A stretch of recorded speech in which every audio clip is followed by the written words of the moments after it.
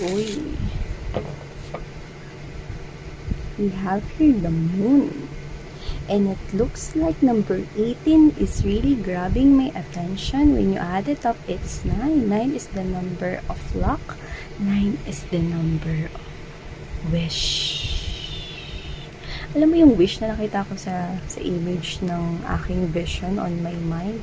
Yung wish is parang yellowish na parang nagbi-blink. So, it looks like it gives me that this is somewhat you wish upon a star. And it looks like a commitment. I can see 2 dogs right here, and dog is the symbol of loyalty, of faithfulness. And I can see, this is a bridge, mga babes, no? Yung mukhang tower dyan, bridge yan. So, maaaring magkikita at magtatagpo na rito, no? Ang dalawang itinakda. Ay, na isang wish fulfillment mo. Yeah, maybe you wish for this and it's here. It's already happening in the background. It's a surprise. Okay? This is something that will be given to you, my love. Nakita ko dito.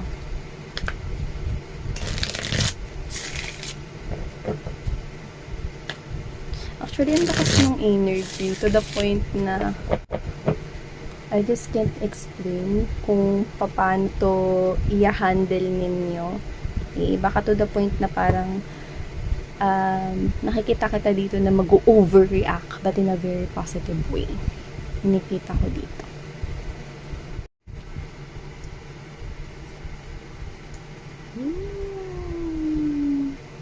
Wish fulfillment na may kinalaman sa love. Nakikita ko free wins. Taray, let's keep moving. Ay, ang ganda. Ito yung klase ng wish fulfillment, mga babes, no? Na parang alam mo yung parang pakiramdam mo lumulutang ka sa alapaap, no? Yung parang sobrang saya mo, sobrang galak, sobrang tuwa yung nakikita ko sa'yo rito to the point na parang pakiramdam mo, no? Nakalutang ka sa air, yung parang wow, life is really good. Life is really beautiful, gano'n, no? So, yan. Alam mo, gift yan sa'yo, no? Ng divine, because 7 is right here. 7 is the powerful number of spirituality. So, I can see that this is a gift coming from the universe. Yung fulfillment na yan, yung wish na yan na may kinalaman sa love. Woo! Mamaya na nga. Hindi na tayo natapos sa paglapag ng cards, diba? So, simulan natin yung paglay ng energy sa table, mga babes. Bago natin simulan itong nakaka-exciting yung reading. Okay. Ang ganda. At partnership. Binulong. Partnership, mga babes. Wow, this is a healthy partnership, by the way. Okay? Healthy partnership. Okay? So, hey there, collective. Thank you so much for always staying here with me in this channel. So, bago natin simulan ang reading na ito, reminders na hindi po ito for everybody. So, just pick up the messages you think are for you. At kung feel mo na reading na to ay para sa'yo, then this reading might be para sa'yo. And syempre, meron tayong new channel, ang all about Taurus. So, kung kayo ay dealing with Taurus or may Taurus kayo in your natal or birth chart, or kung kayo ay cross-watcher ni Taurus or Taurus kayo, yan, no? Ang channel's name ay All About Taurus. Nasa description box ang link. Yan. Thank you so much. So, balik na tayo dito sa pinag-uusapan natin, no?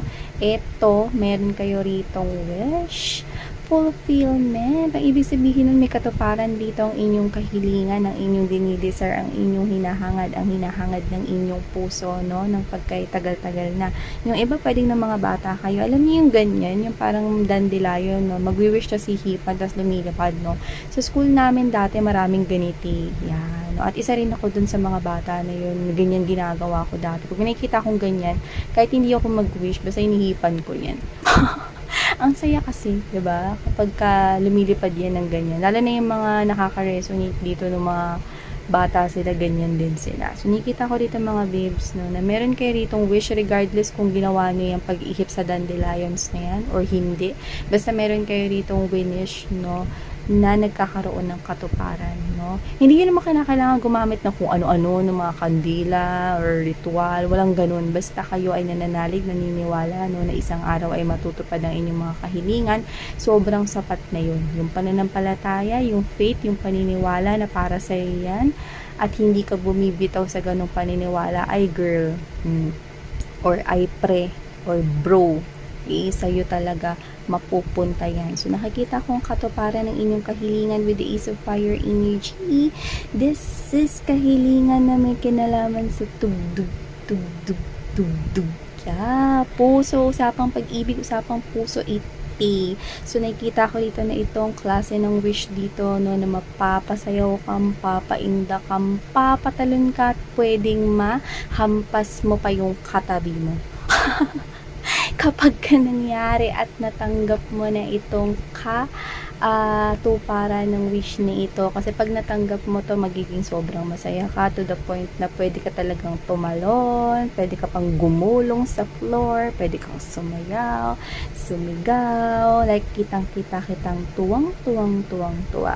Pagdating sa love, may katuparan dito. So yung iba, eto na yun, no?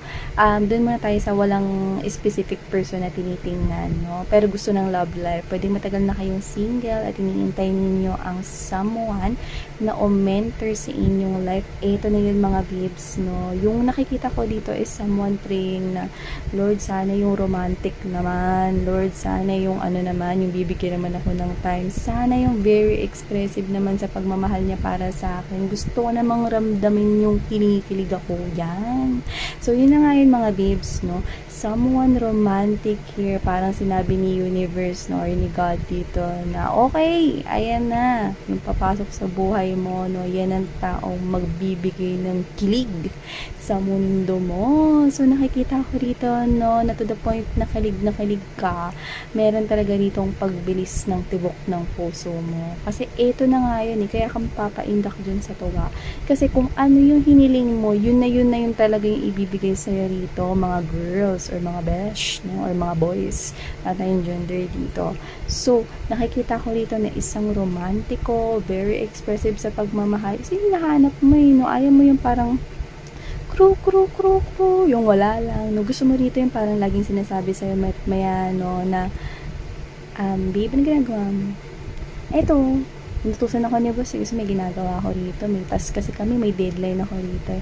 Ganun ba? O sige, wag ka magpapagutom, gusto mo yung mga ganyan, very expressive sa alagaan cards, maya tatawagan ka, oh babe, bakit ka napatawag? Kakachat mo pa lang ha, na-miss kasi kita. Mga ganon, yan, nakikita ko dito hinihiling, wag ka nang magtago, kasi nakikita ko dito yan yung mga gusto mo, no, yung very expressive, like, sobrang pinapakita sa yung pagmamahal niya sa'yo. Hindi mo naman hinahangad na maging PDA kayo or public display of affection sa iba. Basta ikaw sa sarili mo, gusto ko ng taong romantiko or romantika. Gusto ko ng tao dito na very expressive sa kanyang feelings at damdamin para sa akin. Yan! Sinagot ni universe, okay, meron yan dito sa taong ibibigay ko sa'yo. Yan. Para naman sa iba na merong specific person na tinitingnan, we have here the awakening. Sa wakas may paggalaw na rito ng baso. Kasi kung sino yung specific person na tinitingnan nyo, yan na yun talaga mga my loves. No? Yan na talaga yun mga my loves. Kung sino yung person na yan, meron dyang pagbubukas ng liwanag. No? Pwede kasi meron kayong long time crush. Meron talaga kayo rito minamahal na pagkatagal-tagal pero hindi kayo napapansin. Ito na talaga yun mga besh. Ito na yun siya talaga yung ibibigay sa inyo rito, no, plus ina-accompany niya pa, no, ini-embodies niya rito yung mga pinagdadasal mo, no, na sana romantiko siya, sana expressive siya pa rin, sana mabait, sana faithful siya. Sa kanya yun, no, yun yung na-build rito sa wish mo, kaya naman napapainda ka sa tuwa. Nakikita kita sobrang saya rito. Nakikita ko na halos ito yung nag-pray mo all your life to the point na talagang hindi mo to binitawan, araw-araw mo itong pinagdarasal. This is yung kumakapit ka sa paniniwala na one day magugustuhan at mamahalin ka rin niya, nagbubunga rin lahat ng paghirap at effort. Ito na yun, babes, with the page of fire energy. You will receive. Ito na yung mensahero, mga babes, yung papadala rito ng magandang mensahe para sa iyo na talaga namang ikakagalak mo. So, kung sino-sino man ang makaka-receive nito, mga babes, pang hinihintay ninyo, open that arms. Yan, wide open that arms, yung kagaya ng open ng arms ni Rose, no? Jack and Rose sa Titanic, di ba ganon? So, yeah. I-open nyo na yan, mga babes, ng inyong mga arms at tanggapin nyo itong wish fulfillment na to when it comes to love. Yan.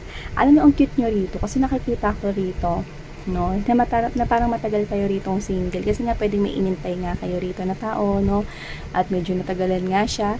Okay, so nakikita ko rito, mga babes, no, na whether itong tinitingnan yung specific person or whether wala namang specific person pero meron nga kayong ideal rito na gusto sa isang individual, no, nagiging strategic kayo kasi gusto niyo ingatan tong relationship na to with him or her.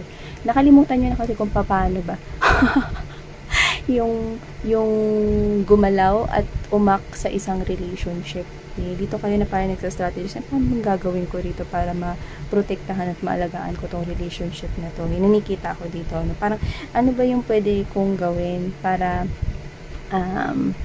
may suggest ko dito sa partner ko kung paano namin with the 7 of Earth energy strength card mapagpapatibay ito tong aming relationship. Yan. So, ito ka, mga babes, talagang inihahanda mo yung sarili mo. Nakikita ka na nagpe-prepare ka dito. Pwede kasi mga babes, no, na ikaw to, na kahit wala pa tong person na to, hindi pa siya talaga nandiyan sa realidad mo, no, or hindi pa nangyayari tong wish fulfillment na to, talaga nag-effort ka. No, ikaw to na nag-iisip ka na, ano pa yung pwede kong isa-suggest dito sa partner ko? Like, kunwari ganito, iniisip mo na agad na para maiwasan namin ang pag-aaway at hindi pagkakaintindihan, kailangan pag-usapan na bago lumubog ang araw. At dapat i-release namin ang ego ng isa't isa at ang tawag nito at ang lahat ng mga makakaharang na mga pag-uugali kailangan namin tanggalin. Kailangan magkaroon dito ng equal give and take. Nakikita ko ito 6 of Earth energy. May suporta sa mga pangarap sa isa't isa at may partnership. Nakikita ko dito sa inyo. Kasi gusto niyo ingatan at alagaan tong tao na to, no? Kasi ito na yung katuparan sa lahat ng fulfillment ninyo, no? Yung isang tao makikipagtulungan sa akin, yung i-work things ng relationship, yung takot mawala ako sa buhay niya. Ito yung babes. Okay? Hindi lang ikaw ang ganyan na nag-iisip, siya din. Iniisip niya rin yan bago siya lalapit sa'yo rito. Or bago siya pumasok sa buhay mo, may ganyan na siya sa kanyang isipan. Okay. Ito talaga yon, hulmado, parang clay na minolde, in-sculpture dito para sa inyo, mga babes, no, itong tao na ito. Kaya nakikita ko rito, no, na kung sino man ito talaga yung, uy, mga kapitbahay, in relationship na ako. Yan, parang gusto mong ilibre yung buong barangay. Sa sobrang tuwa mo. Isang napakagandang mensahe ang paparating sa'yo na may kinalaman sa usapang puso.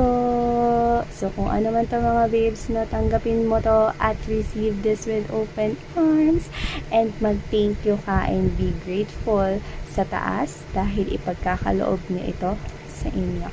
So, thank you so much for the tips sa ngayon life. Annyeong!